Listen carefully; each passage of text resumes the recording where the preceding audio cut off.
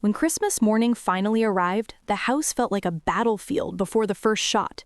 Too still, too quiet, the air heavy with the weight of all the things left unsaid.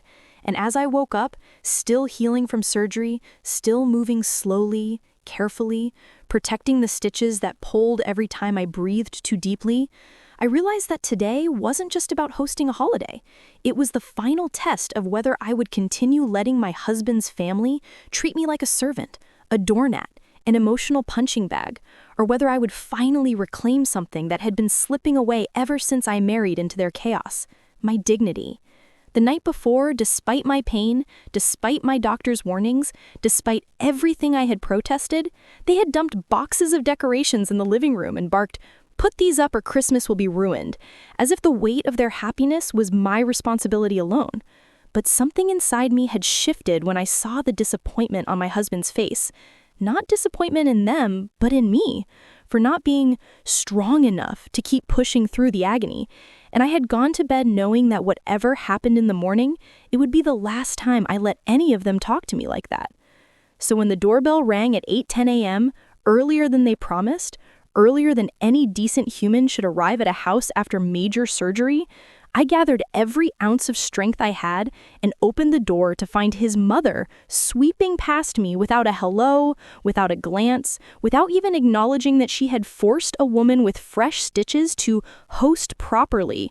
And behind her came his sister, carrying a casserole like it was an offering from a queen to a peasant, followed by his two aunts whispering, "She looks fine to me, she's so dramatic," and all of them ignoring the fact that I could barely stand upright.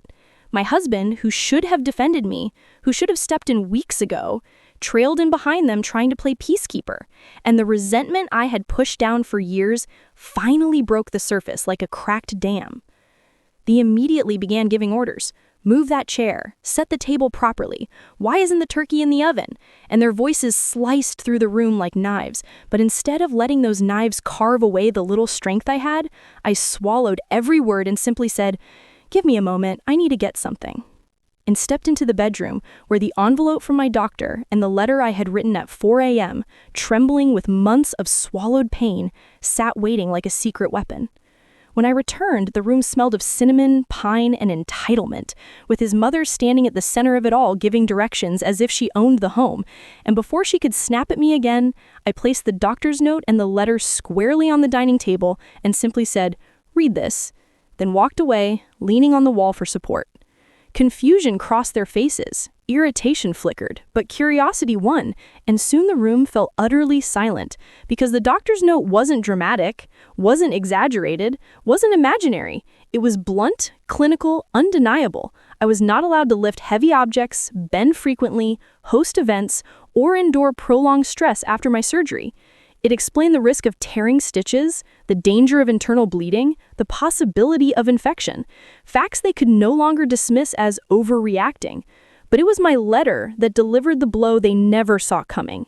In plain, steady words, I outlined every insult, every time they dismissed my pain, every time they called me dramatic, every humiliation disguised as tradition, every moment they expected me to be the maid while they called it family bonding. And then I told them the truth I had been afraid to say aloud. This was the last Christmas I would ever host for people who saw me as labor, not family. His mother sputtered first, choking on indignation as she snapped, "How dare you write something like this? We are your husband's family." And I replied with a calmness I didn't recognize in myself. "Exactly. And if that mattered to you, you would have cared about me too." His sister jumped in with a hissed, "You're making a scene." And I looked her dead in the eye and said, "For once, yes, because you've been making scenes for years and calling them traditions." My husband stood frozen, torn between the woman he married and the bullies he was raised by, and for the first time, he didn't interrupt. He simply watched, realizing that my pain was real, that I had begged him for help and he looked away, that I had reached my breaking point and he was one of the reasons why. Then I delivered my final blow, not with cruelty, but with precision.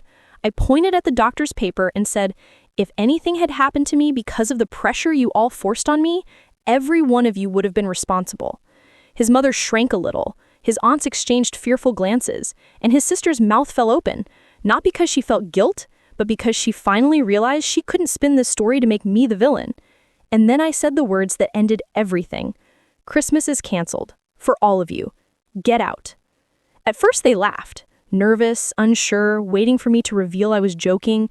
But when I didn't blink, didn't flinch, didn't soften, their laughter died quickly. His mother stormed toward the door, muttering that she would never step foot in this ungrateful house again, to which I quietly replied, "Good."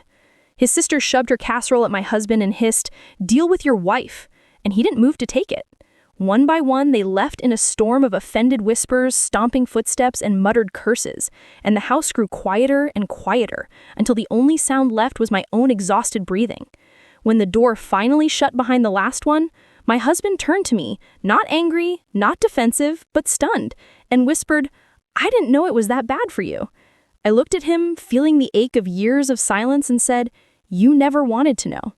He didn't argue. He didn't run after his family. He didn't raise his voice. Instead, he walked across the room and sat beside me, eyes wet, hands trembling, as he said, "I'm sorry. I'm so sorry I let them treat you like this." It wasn't enough, not yet, but it was the first real apology I had ever gotten. That afternoon, while the rest of his family gathered somewhere else, complaining about me and rewriting the story to make themselves martyrs, my husband cooked dinner by himself, refusing to let me lift a finger, and we ate quietly, peacefully, for the first time in years. And as the lights from the Christmas tree glowed softly against the walls, I leaned back against the couch, hand resting protectively on my healing abdomen, and felt something I hadn't felt in so long: relief. Not because the fight was over, but because for once I had chosen myself, my health, my worth. And the best part? The next morning, his sister sent a long, furious message in the family group chat about how I had ruined Christmas, and my husband simply replied, "She didn't ruin anything. You all did." And that was the moment I knew. The woman who once swallowed every insult to keep the peace no longer lived here. The woman I was becoming had finally stood up, and this time, no one was ever going to silence her again. When the plane touched down back home, I felt lighter, not because the flight was smooth, but because something inside me had finally snapped into place, like a bone that had been broken for years and suddenly aligned. It hurt, but it also healed. I didn't tell my family I'd returned, and they didn't bother asking. They were still in Italy, still posting photos of the perfect family wedding, still pretending I didn't exist even after I had told them I couldn't make it because the hostel was too far and the tickets were gone. A lie I had fed them just to see whether anyone cared enough to question it. And of course, no one did. But the silence gave me space, and in that space, I made decisions that would change everything. I returned to my small apartment, looked at my half-finished projects, my unanswered job offers, and all the dreams I had been told were too unrealistic, too expensive, too out of the league for someone like you. And I realized that the only people who ever believed I was unworthy were the ones who were meant to love me. So I accepted the remote work contract that tripled my income, enrolled in the design program I had been postponing, and slowly, methodically, started constructing a life that had nothing to do with their approval, their presence, or their constant reminders that I was the extra kid, the one who had to stay home, the one who had to adjust, the one whose ticket was always forgotten. Months passed, and my family remained distant, busy sharing their glamorous post-wedding photos, captions dripping with togetherness. But then, reality returned to them like a cold tide. My sister and her husband had used all the wedding funds on a lavish honeymoon and came home broke. My parents' mortgage rates shot up, and suddenly the same people who forgot me at their celebration remembered me instantly when bills arrived. My mother texted first, "We need to talk." Then my father, "We could use your help." And finally, my sister, "Since you didn't come to the wedding, maybe you can at least step up for the family now." Their entitlement was astonishing, but predictable. A year ago, I might have caved, shaken with guilt, desperate to prove I wasn't as selfish as they painted me. But now that I had grown roots in my own independence, their messages didn't sting. They simply confirmed what I had already accepted. I had value only when they needed something. I replied with a single message: "I'm traveling. Ask someone else this time." It was true. I was sitting in a sunlit cafe in Lisbon, sipping coffee, writing proposals, living a life that belonged entirely to me. My mother's reply came fast. "Traveling? With what money?" As if I wasn't allowed to succeed without their permission. I didn't reply. I didn't need to. Days later, when I posted a photo of the ocean view from the cliffside apartment I had rented for the month, my sister finally snapped. "You couldn't come to my wedding, but you can afford this?" And for the first time in my life, I wrote exactly what I felt. "I stayed in a hostel for your wedding. You never looked for me." That was the moment I decided I'd never beg for space in my own family again. Her read receipt popped up instantly. No reply. Weeks turned into months, and the distance between us became permanent. Not bitter, not angry, just a quiet acceptance that sometimes your biggest freedom comes from acknowledging blood ties don't obligate you to suffering. Then one morning, I woke up to a long message from my dad, starting with, "We're sorry. We didn't realize how badly we treated you." It wasn't perfect, it wasn't enough, but it was the first time the truth stood up in my family's history, and I didn't need revenge anymore. I had replaced it with something better: self-respect. I didn't rush to forgive them, but I didn't block them either.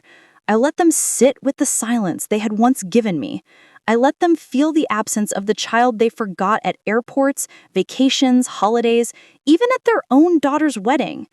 And as I sat on the balcony overlooking the Atlantic, the sky warming with gold, I finally understood.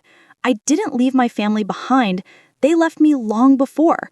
I simply chose not to chase after people who kept walking away. My life wasn't perfect, but it was mine, earned, built, fought for. And for the first time ever, I whispered to myself, not with bitterness, but with peace. I wasn't missing from their wedding. They were missing from my life.